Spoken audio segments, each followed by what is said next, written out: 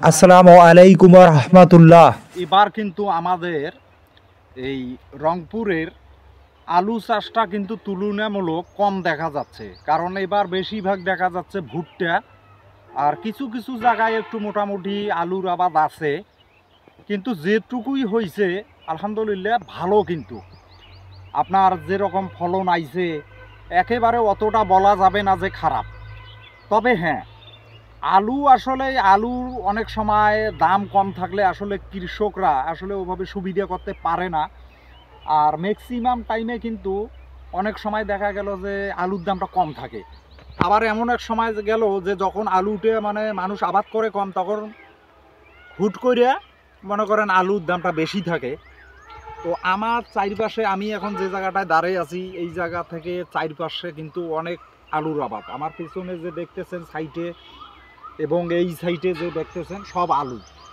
তো আসলে এই আলু এবার কেমন হয়েছে একটু আপনাদের ভিডিওতে অল্প একটু দেখার চেষ্টা করতেছি। এই দেখেন, এই যে মোটামুটি ভালো, অনেক সুন্দর আলু হয়েছে। যদিও আমি এটা মানে পুরোটাই করতে চাইতেছি না, যেহেতু অন্য মানুষের আবার কি না জানি কি বলে। তো জাস্ট একটু দেখাইলাম, আলহামদুলিল্লাহ ভালো, কিন্তু খারাপ না। কিন্তু যদি কৃষকরা মনে করেন যে সবাই সচেতন হয়, তবে ইনশাল্লাহ আমাদের মনে করেন যে রংপুরের আলুর আবাদ আরও অনেক এগিয়ে যাবে। তো তাই বলবো যে এবার যে মনে করেন যে আলুর আবাদ একটু আমাদের রংপুরে কম, তবে এদিক দিয়ে আবার অন্য অন্য যে আবাদগুলো আছে, যেমন হইলো তামাকের আবাদটাও মোটামুটি ভালো দেখা যাচ্ছে।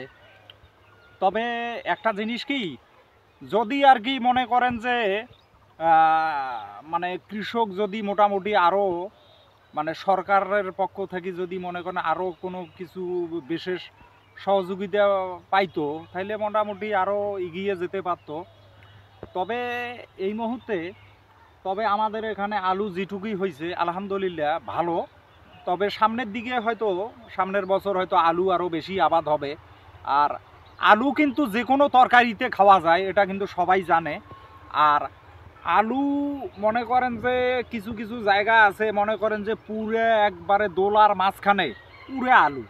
আবার দেখা গেল অন্য জায়গায় যেটা আবাদ থাকে তখন ওই দোলাতে সব কিছু ওইটা থাকে। তাতে কি হয়, তাতে পোকামাকড়টা একটু মনে করেন যে হইলো কম হয়। তো এবার আসলেই আলু পোকামাকড় কম হয়েছে।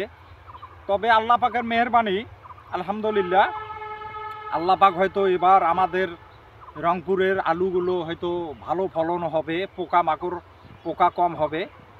তো সবাই অবশ্যই ভিডিওটা শেয়ার করবেন এবং হইলো লাইক কমেন্ট করবেন, যাতে পরবর্তীতে আমি মনে করেন এর থাকিয়ে ভালো ভিডিও আপনাদের মাঝে নিয়ে আসতে পারি। আসসালামু আলাইকুম, আল্লাহ হাফেজ।